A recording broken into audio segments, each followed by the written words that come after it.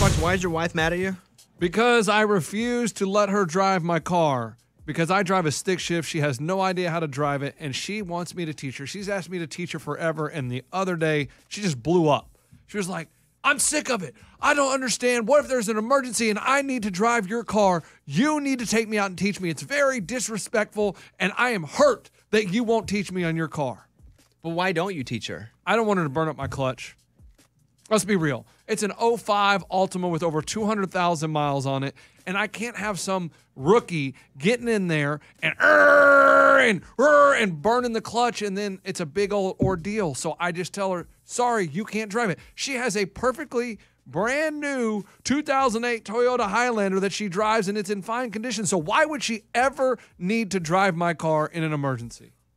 I don't know. Tires flat, engine's bad. I don't know why. But she was hurt. I mean, she just got upset because I don't know what we were talking about, but she was like, why don't we go try to drive your car right now? She just, all of a sudden, in the middle of the day, wanted to go try to drive my car again. And she just lost it. Don't you guys have separate bank accounts? Separate bank accounts. Then why don't you tell her, hey, if you burn out the clutch, you got to buy me a new clutch? Oh, I didn't think about that. Because, again, it's not your money because you guys they do their money a bit different. Right. Or, I don't know, this might be a dumb question, but is there like a clutch driving school? Yeah, it's called driving school. It's called driver's ed?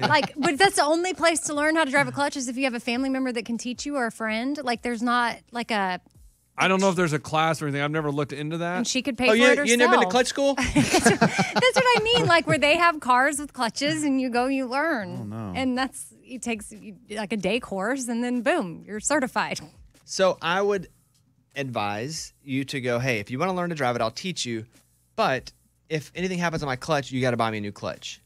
And then have her pay for it if all goes to crap.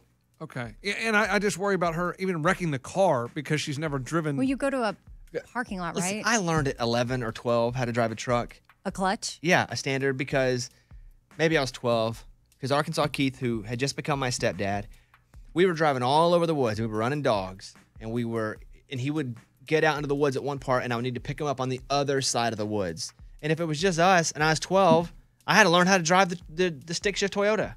And so I did. And you know what? I probably burnt out a clutch. Oh, man. Yeah. And he took me up into this parking lot, out behind a Walmart somewhere, and we just drove. You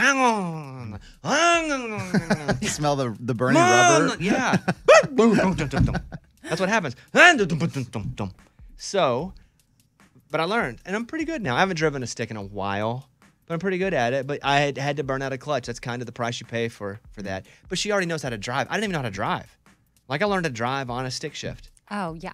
That's what my dad originally was trying to do with me because my sister had a stick shift, and when I turned 16, I was inheriting her car.